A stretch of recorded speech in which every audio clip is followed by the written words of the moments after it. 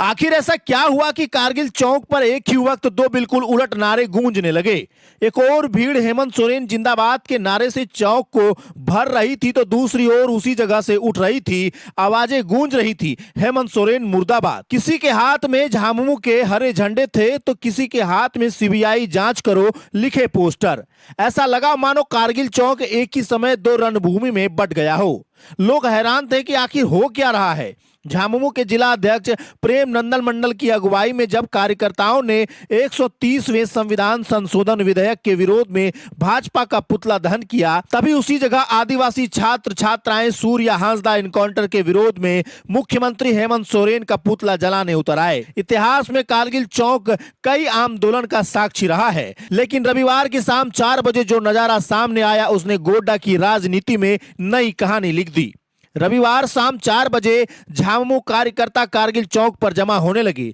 जिला अध्यक्ष की अगुवाई में 130वां संविधान संशोधन विधेयक के विरोध में प्रधानमंत्री का पुतला दहन किया गया। लेकिन ठीक उसी वक्त कारगिल चौक पर दूसरी तस्वीर भी उभर आई। सूर्या हांसदा के एनकाउंटर को लेकर आक्रोशित आदिवासी छात्र छात्राएं भी वहां जमा हो गए। उनके हाथों में सीबीआई जांच करो लिखे पोस्टर थे और गुस्से में सरकार विरोधी नारे गूंज रहे थे। उनका आरोप था कि झारखंड सरकार इस पूरे मामले पर लीपापोती कर रही है और आदिवासी के साथ अन्याय हो रहा है।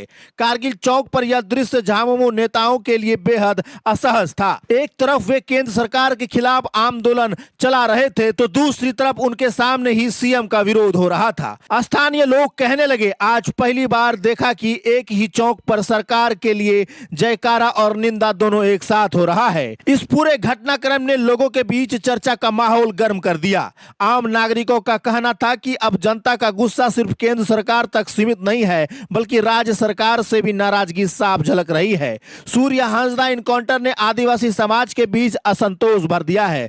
विपक्ष पहले से ही सरकार पर हमलावर है और अब छात्र छात्राओं का उग्र आंदोलन हेमंत सोरेन के लिए गंभीर चुनौती बनता जा रहा है। रविवार की शाम कारगिल चौक पर घटित यह घटना केवल दो संगठनों का विरोध प्रदर्शन नहीं था, बल्कि यह झारखंड की बदलती राजनीति की तस्वीर की झलक भी थी। एक ही चौक पर दो विरोधी स्वर, एक तरफ केंद्र सरकार के खिलाफ झामुमो की आवाज और दूसरी तरफ राज्य सरकार के खिलाफ आदिवासी छात्राओं का आक्रोश ने साफ कर दिया कि सत्ता और संगठन दोनों ही दबाव में है। गोड्डा का यह दृश्य आने वाले दिनों में राजनीतिक समीकरणों को और पेचीदा कर सकता है। वहीं पुलिस प्रशासन के द्वारा इस प्रदर्शन को लेकर रूट डाइवर्ट किया गया था ताकि आने जाने वाले लोगों को परेशानी ना हो। खुद नगर थाना प्रभारी दिनेश माली अपनी टीम के साथ लगातार कारगिल चौक पर उपस्थित रहे। कारगिल चौक की यह शाम अब गोड्डा के राजनीतिक इतिहास में दर्ज हो चुकी है और लोग इसे लंबे समय तक भूल नहीं पाएंगे। आप भी अपनी राय प्रतिक्रिया कमेंट में जरूर लिखिएगा और बने रहिएगा हमारे साथ। देखते रहिएगा जिला जोहार। धन्यवाद।